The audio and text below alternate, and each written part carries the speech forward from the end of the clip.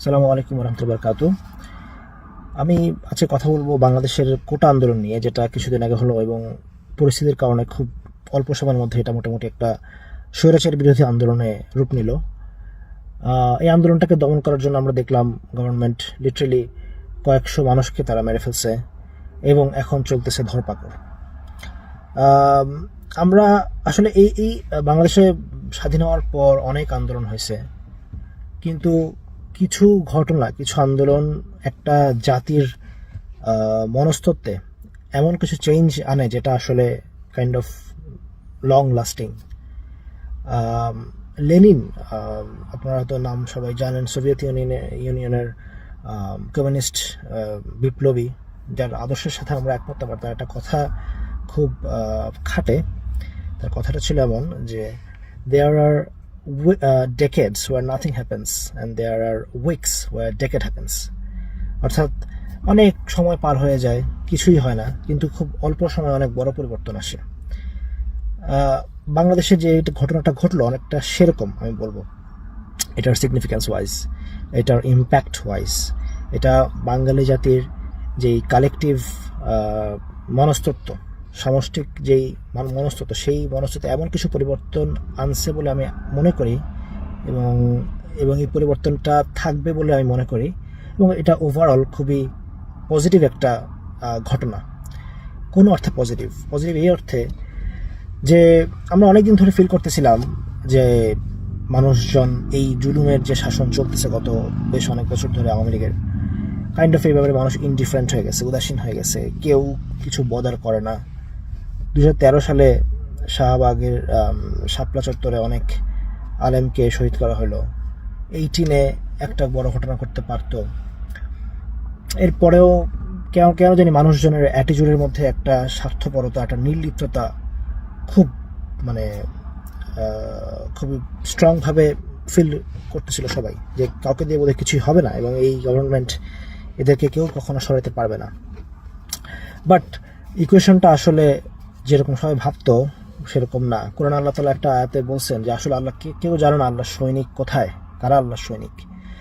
No one really thought যে হঠাৎ করে খুবই ন্যায্য একটা দাবি নিয়ে শুরু হওয়া যে কোটা আন্দোলন, সেই কোটা আন্দোলনটা এত দ্রুত একটা স্বৈরাচার বিরোধী আন্দোলনের রূপ নেবে।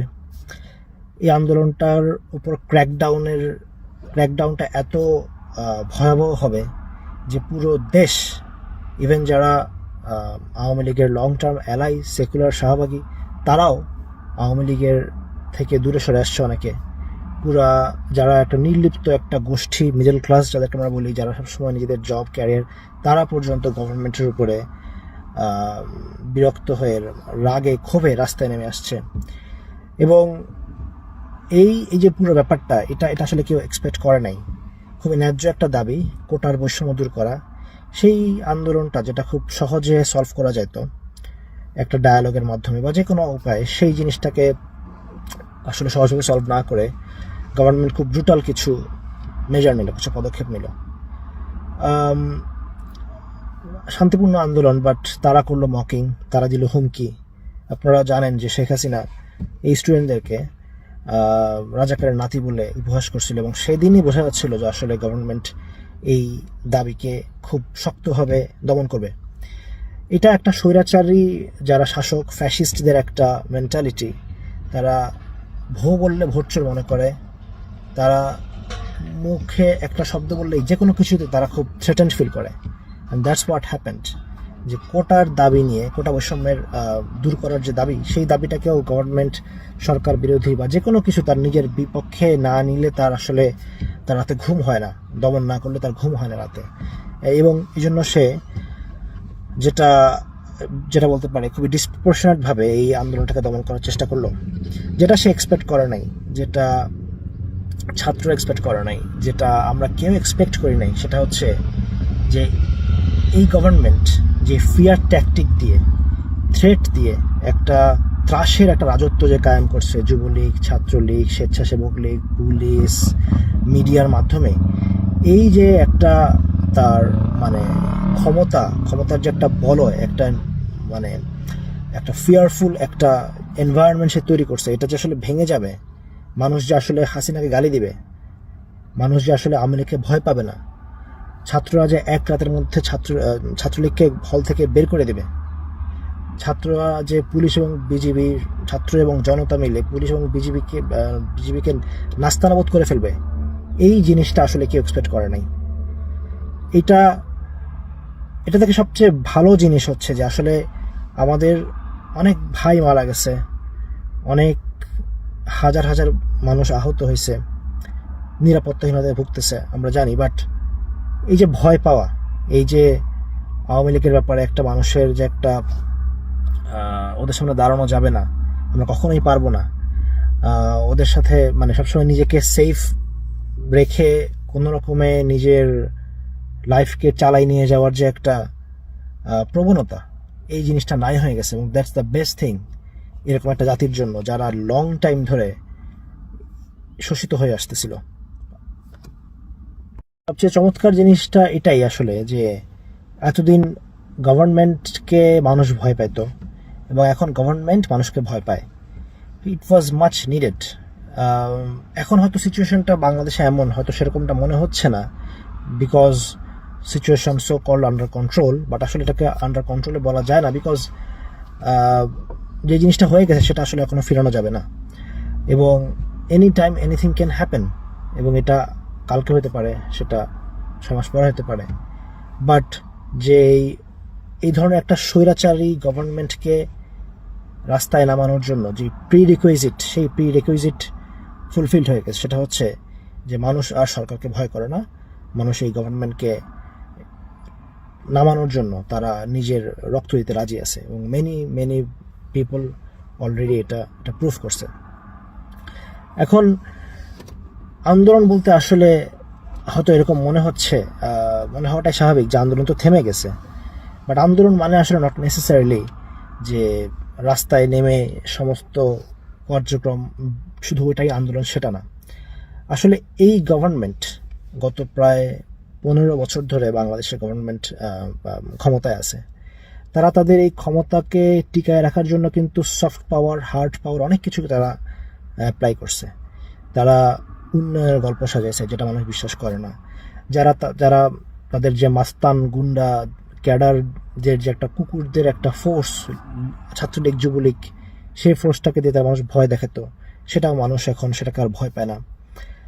তারা নিজেদের যে একটা আইডিওলজিক্যাল সুপিরিয়রিটি, সেটা দিয়ে নিজেদের অবৈধ ক্ষমতাকে জাস্টিফাই করার জন্য যে মুক্তিযুদ্ধের চেতনাকে তারা ইউজ করতো, সেই মুক্তিযুদ্ধের চেতনার ব্যাপারে মানুষ এখন আসলে 2 পয়সা পাত্তাও দেয় না। মানুষ এখন বলতেছে আমি রাজাকার। সো এই গভর্নমেন্ট যেসব বলবো, তাদের যেসব সেলিব্রিটি বা বিভিন্ন বুদ্ধিজীবী, এই ধরনের অনেকগুলো ফিগার যারা এই অবৈধ, এই জঘন্য ফ্যাসিস্ট শাসককে বিভিন্নভাবে ন্যায্যতা বা জাস্টিফিকেশন দিত, তাদেরকে এখন মানুষ ঘৃণা করতেছে। জাফর ইকবাল, যেই লোকটা আজকে থেকে 15-20 বছর আগে প্রচণ্ড পপুলার ছিল, যার ব্যাপারে সমালোচনা করলে তাকে মানুষ ধুয়ে ফেলতো, এখন জাফর ইকবালকে মানুষ সবাই ধুয়ে ফেলতেছে। No one trust him, everyone hates him, এবং everyone hates the people like him.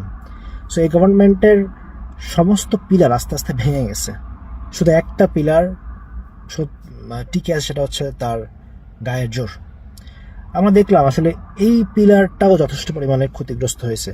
Chhatra League, BGB, police, তাদেরকে নাস্তানাবুদ করতে খুব বেশি দিন সময় লাগে নাই। আর্মির সাথে সেই জিনিসটা হয় নাই, এবং by the time situation change হয়ে গেছে, এবং হুইচ ইজ এক্সপেক্টেড।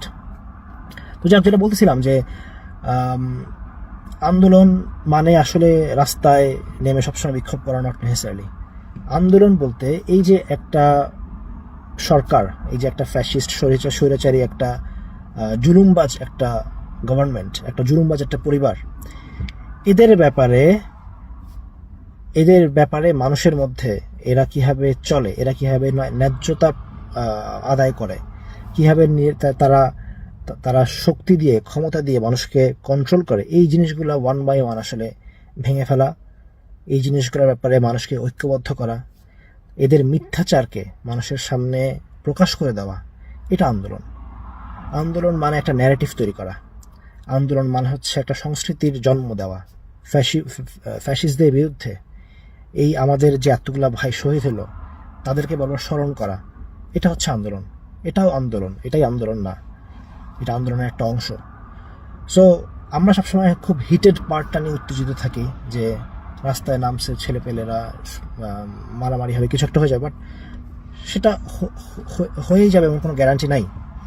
বাট যেটা আসলে আমাদের গত সপ্তাহ জুড়ে হলো, সেটা আসলে শেষ না, সে আন্দোলন শেষ না, বরং এটা বলা এভাবে দেখা উচিত যে আসলে এটা একটা দীর্ঘমেয়াদী আন্দোলনের শুরু, আন্দোলনের শেষ না কোনোভাবেই। এখন আমাদের সিচুয়েশন কোন দিকে যাবে we don't know, but what we do know যে এই সরকার তার গত 15 বছরে এর থেকে উইকার কোনো পজিশনে ছিল না। গভর্নমেন্ট এখন সবচেয়ে অজনপ্রিয়, সবচেয়ে বেশি ঘৃণিত, এবং তার সার্বিক অবস্থা সবচেয়ে সে দুর্বল। এরপরেও সে টিকে থাকতে পারে অনেকদিন, বছর পর বছর, বাট আমাদেরকে আমাদের কাজটা করতে হবে। এই আন্দোলনটাকে একটা দীর্ঘমেয়াদী একটা আন্দোলনের রূপ দেওয়া, এটা সম্ভব যদি আমরা ছাত্রলীগকে এক রাতে বের করে দিতে পারি, যদি আমরা পুলিশ এবং বিজিবির মধ্যে যদি এগেনস্টে যদি মানুষ দাঁড়াতে পারে, তাহলে এই আন্দোলনের জন্য ত্যাগ করা, এই আন্দোলনের জন্য আরও বেশি এফোর্ট দেওয়া, এই আন্দোলনকে একটা কালচারে রূপান্তরিত করা, এটাও খুব খুব পরিমাণে সম্ভব। শুধুমাত্র রাস্তার মধ্যে রাজপথের লড়াইটা একমাত্র আন্দোলন না, এইটাও একসময় হবে হয়তো, বাট এটার জন্য যে একটা এনভায়রনমেন্ট তৈরি করতে হয়, এটার জন্য একটা যে ফেভারেবল কন্ডিশন তৈরি করতে হয়, সেই কন্ডিশন তৈরি করা, সেই কাজগুলো এখনো অনেক বাকি রয়ে গেছে। আমরা আমাদের এই ভাইদের কথা, যারা খুবই ন্যায্য একটা দাবির জন্য, একটা জালেমের বিরুদ্ধে আন্দোলন করে শহীদ হলো, তাদের কথা আমরা বেশি বেশি করে বলবো। তাদের নামগুলো আমাদের জেনারেশনরা জানবে, তাদের ত্যাগের কথা মানুষ ফিল করবে। আমরা 52, আমরা 71কে এত বেশি ফিল করি কেন? বিকজ এইটা হচ্ছে কালচার, জেনারেশন বাই জেনারেশন এটাকে পাস ডাউন করা হয়েছে। দেন ওয়াই নট জুলাই 24? অবশ্যই এটা খুব ভালো করে সম্ভব। আমাদের আরও যেটা করতে হবে সেটা হচ্ছে আওয়ামী লীগের যেসব খুঁটি আছে, হাসিনার যেসব খুঁটি আছে, সেই খুঁটিগুলোকে মানুষের সামনে এক্সপোজ করা, এদের ব্যাপারে এদের আসল চেহারা মানুষের সামনে বারবার করে তুলে ধরা। আমাদের হাতে তো হার্ড পাওয়ার নাই, কিন্তু আমাদের হাতে সফট পাওয়ার আছে। এবং ডু নট এভার থিঙ্ক যে শুধুমাত্র হার্ড পাওয়ারের উপরে, শুধুমাত্র ভয় দেখায়, শুধুমাত্র লাঠির জোরে একটা গভর্নমেন্ট টিকে থাকে না। এই আদার যে পার্টিগুলা যারা আওয়ামী লীগকে একটা বোঝা দেওয়ার চেষ্টা করে through there propaganda, through so call scholarship, through some sort of বিভিন্ন ভেগ ডেভেলপমেন্ট স্টোরি, উন্নয়ন যেসব গল্প যারা প্রচার করে, এই মানুষগুলাকে লিটারালি আসলে ন্যাংটা করে দেওয়া উচিত। এদের অন্যায়ের প্রতি এদের সহায়তা, এই কারণে স্টিল অনেক মানুষ এখন হয়তো অনেকে চুপ করে আছে, সামনে কেউ মাথা তুলে আরও একটু ইনায় বিনায় আওয়ামী লীগের পক্ষে কথা বলার চেষ্টা করবে, but we should basically shame them to the ground. এবং এই ব্যাপারে কোনো ধরনের আসলে রাগঢাক রাখা উচিত না। লাস্ট থিং আসলে অনেক কিছু করার আছে, আমি আমার ভিডিওর স্কোপটাকে লিমিটেড রাখার জন্য বলতেছি। এবং লাস্ট থিং সেটা হচ্ছে আমাদের যেই কাজটা আমরা করছি, আমাদের ইয়াং স্কুল কলেজে ভাইরা করছে, সেটা হচ্ছে এই ভয়ের যে কালচার, সেটা থেকে বের হয়ে আসা, এটাকে জারি রাখতে হবে। আসলে আমরা যখন মুভি দেখি, আমাদের যখন হিস্ট্রি পড়ি, তখন আমরা খুব সহজেই বলি অনেক মানুষ মারা গেছে, শহীদ হয়েছে, তারা আত্মত্যাগ করছে, তারা ত্যাগ করছে, but when it comes to us it's very difficult. But এই ডিফিকাল্ট কাজটা অনেকে করছে এবং এই কাজটা আসলে করে যেতে হবে। আদারওয়াইজ আসলে আমরা যে জিল্লতির জীবন যেটাকে বলে, দাসত্বের জীবন, এই জীবনটা আমাদের যেমন চলতেছে তেমনটা কন্টিনিউ করতে হবে, যেটা আসলে আমরা কেউ চাই না। একটা মুসলিম হিসেবে আমরা জানি কেউ যদি জুলুমের বিরুদ্ধে দাঁড়ায়, এই জন্য সে যদি কোনো কিছু লুজ করে, সে আসলে কিছু লুজ করলো না, কারণ আল্লাহ অবশ্যই তাকে এই দুনিয়া এবং আখিরাতে তাকে সম্মানিত করবে। So we have nothing to lose, কারণ আমরা বিশ্বাস করি আমাদের এই দুনিয়ার পর আরেকটা জীবন আছে। আমরা যদি একটা ভালো কাজ করি, আমরা যদি কোনো কিছু স্যাক্রিফাইস করি, কোনো কিছু যদি লুজ করি, আল্লাহ কখনো এটা ভুলে যাবেন না। আল্লাহ আমাদেরকে অবশ্যই এটার জন্য একটা প্রতিদান দিবেন। এই মুহূর্তে এই গভর্নমেন্টকে ভয় না পাওয়া, তাদের বিরুদ্ধে কথা বলা, তাদের অন্যায়কে বারবার এক্সপোজ করা, তাদেরকে নিয়ে কটাক্ষ করা, তাদেরকে মাটির সাথে মিশায় দেওয়া, এইটাকে আমাদের day to day normal life activity করে ফেলতে হবে। কারণ একটা জিনিস মনে রাখবেন, একসাথে এতগুলা মানুষকে আসলে দমন নিপীড়ন করে টিকে থাকা এটা পসিবল না। এই কথাটা কোনো থিওরি না, এইটা জাস্ট গত সপ্তাহের একটা প্রমাণিত একটা ফ্যাক্ট যে আসলে কিভাবে এরকম একটা মাস্তান, একটা মানে প্রচণ্ড রিপ্রেসিভ রিজিমের যেই মানে কি বলবো এসব যে পুলিশ বিজেপির যে একটা আসলে কোনো ওয়ার্ড খুঁজে পাচ্ছি না আমি, কত মানে জঘন্য এই দলগুলা, এই মানুষগুলা, তাদেরকে আসলে মানুষ পারছে শায়েস্তা করতে। So it's very much possible, but এটা আসলে কখন কীভাবে কোন টাইমে হবে we don't know, but we must know যেটা আসলে পসিবল।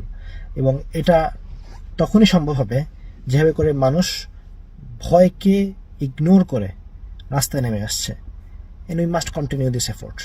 এই মনের মধ্যে ভয়, আমি যদি আসলে গভর্নমেন্টকে ভয় পাই, আপনি যদি গভর্নমেন্টকে ভয় পান, তাহলে দেন ইটস নেভার গোনা হ্যাপেন যে আসলে এই গভর্নমেন্ট কখনো নামবে। শেখ হাসিনা মারা যাবে, শেখ হাসিনা পর আরেকটা শেখ হাসিনা আসবে। বাট আমি যদি কখনো এদেরকে মানে টান মেরে নামাইতে পারি ক্ষমতা থেকে, তারা নেক্সট যে আসবে সে অ্যাটলিস্ট আমাকে আপনাকে ভয় পাবে। That's what we want. তো ইনশাল্লাহ আমি দোয়া করি আল্লাহ আমাদের এই এফোর্টটাই কবুল করুক। যেই যাত্রাটা শুরু হয়েছে সেই যাত্রাটা যেন আল্লাহ সহজ করে দেন আমাদের জন্য, এবং আমাদের মধ্য থেকে এসব জালেমের ব্যাপারে যে ভয়, সেই ভয় যেন আল্লাহ তুলে নেন। ইনশাল্লাহ এই আন্দোলনটা সফল হোক। বাংলাদেশের মানুষ তারা ইনসাফ থেকে অনেকদিন ধরে বঞ্চিত, ইনশাল্লাহ একদিন ইনসাফ আসবে। আল্লাহ এই যাত্রাকে অব্যাহত রাখুক এবং সফল করুক। আসসালামু আলাইকুম ওয়া রাহমাতুল্লাহি ওয়া বারাকাতুহু।